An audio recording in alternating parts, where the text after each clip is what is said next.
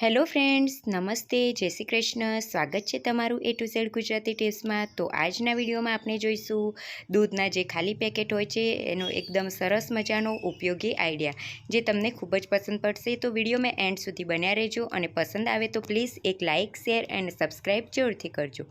તો ફ્રેન્ડ્સ, તમે જોઈ શકો છો કે અહીંયા મેં દૂધની થેલી જે ખાલી છે તે લઈ લીધી છે અને તેને મેં ગરમ પાણીથી વીછળીને ચોખ્ખી કરી લીધી છે ફ્રેન્ડ્સ. તો આ રીતે આપણે જે અંદરની ચિકાસ હોય છે તો ગરમ પાણીથી ધોવાથી તેની બધી જ ચિકાસ નીકળી જશે ફ્રેન્ડ્સ. અને હા ફ્રેન્ડ્સ, જ્યારે પણ આપણે દૂધ કાઢવા માટે જ્યારે કટ કરીએ છીએ દૂધની થેલી, તો આપણે સાઈડમાંથી જ આ રીતે કટ કરીને દૂધ કાઢી લેવાનું છે ફ્રેન્ડ્સ.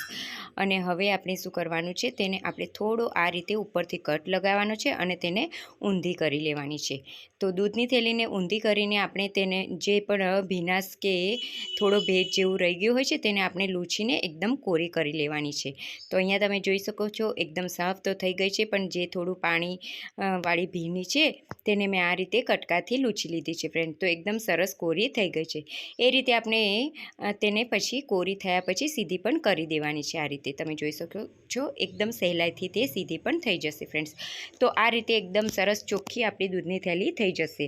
તો આ રીતે મેં બધી જ થેલીઓને ઊંધી કરીને સરસ રીતે લૂછી લીધી છે, કોરી પાડી દીધી છે અને ત્યારબાદ આપણે તેને સીધી કરી લેવાની છે ફ્રેન્ડ્સ.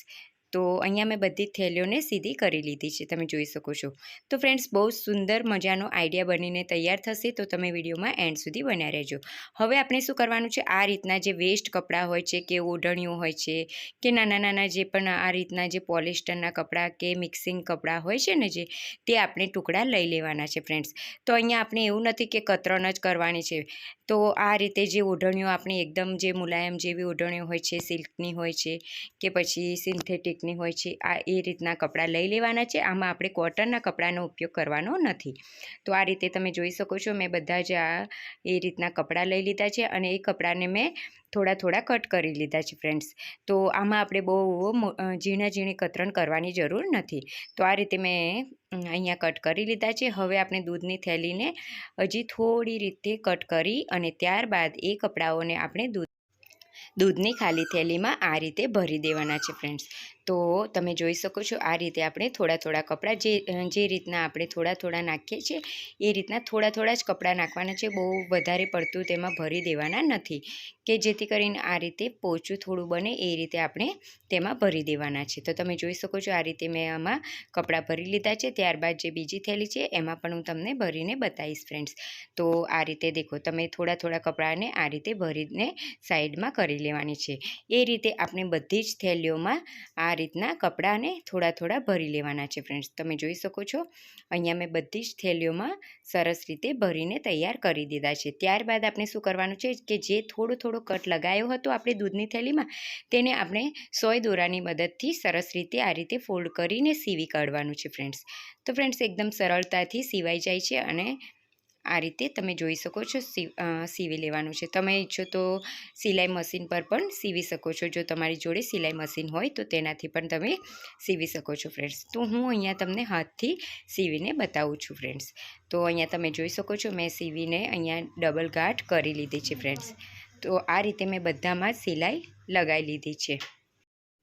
તો તમે જોઈ શકો છો કેટલા સરસ રીતે આ અંદર કપડાં મેં ભરીને તૈયાર કરી લીધી છે ફ્રેન્ડ્સ.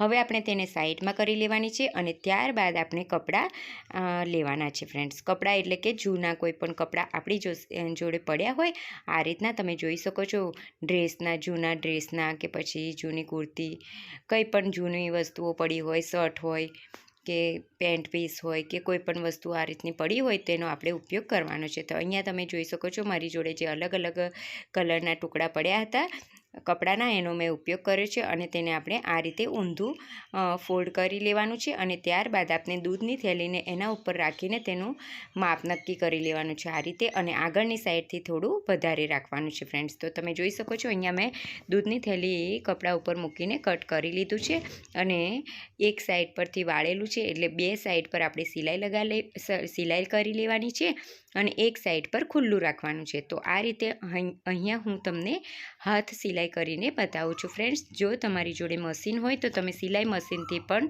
આ ફટાફટ સીવીને 5 થી 10 મિનિટમાં રેડી કરી શકો છો ફ્રેન્ડ્સ. તો અહીંયા તમે જોઈ શકો છો હાથની મદદથી મેં અહીંયા ઝીણા ઝીણા ટાંકા લઈ લીધા છે અને દોરવાને મેં ડબલ કરીને રાખ્યો છે ફ્રેન્ડ્સ. તો દોરો હંમેશા આપણે ડબલ કરીને રાખવાનો છે અને થોડો પાક્કો હોય એવો દોરો આપણે લેવાનો છે ફ્રેન્ડ્સ.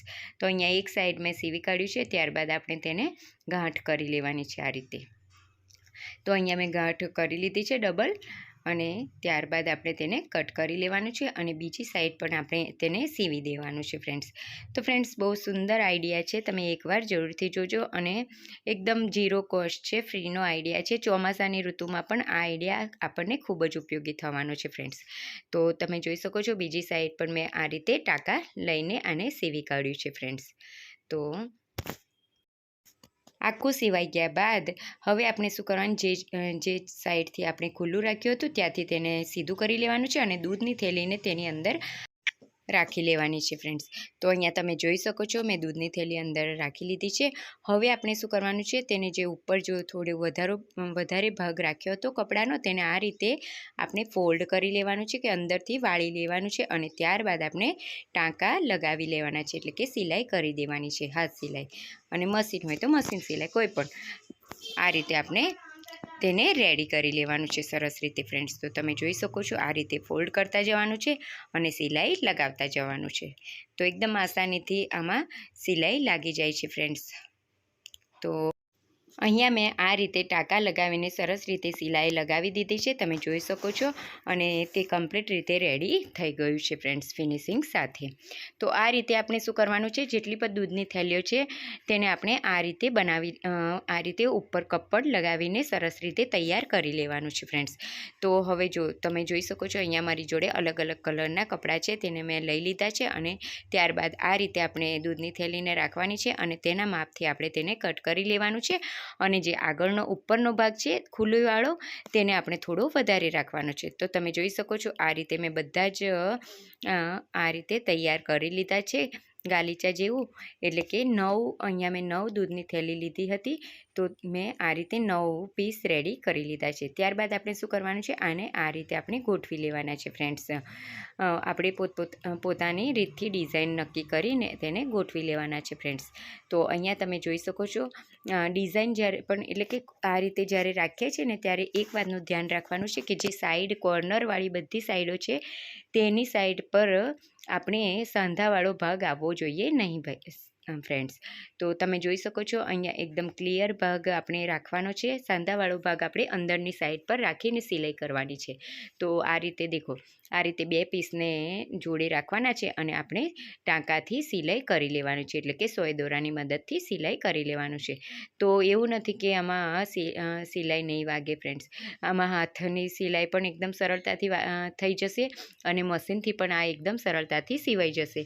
તો આ રીતે આપણે પ્લાસ્ટિકની થેલીઓથી સરસ મજાનું ડોરમેટ બનાવી શકીએ છીએ, કાં તો પછી ખુરશી પર રાખવા માટેનું આ પીસ આવો બનાવી શકીએ છીએ, તકિયા જેવો પોચો લાગે એવો. અને કાં તો પછી તમે ધરી ચટાઈ બેસવા માટે બનાવી શકો છો. તો સરસ મજાનું એકદમ મુલાયમ પોચું બનીને આપણું આ રેડી થઈ જાય છે ફ્રેન્ડ્સ.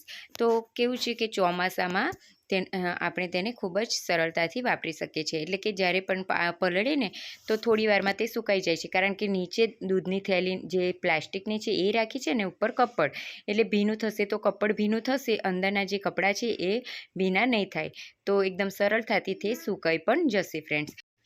તો અહીંયા તમે જોઈ શકો છો 3 લાઈન મેં, એટલે કે 3 લાઈન મેં રેડી કરી લીધી છે સાઈડમાં સિલાઈ કરીને ફ્રેન્ડ્સ. હવે આપણે શું કરવાનું છે, તેને આ રીતે તેને જે વચ્ચેનો ભાગ છે તેને આના ઉપર આ રીતે રાખી લેવાનો છે અને પછી સિલાઈ કરી લેવાની છે આ રીતે લાંબી. ત્યારબાદ આપણે જે બીજો છેડાવાળો ભાગ છે તેને પણ આ રીતે રાખીને સિલાઈ કરી લેવાની છે ફ્રેન્ડ્સ.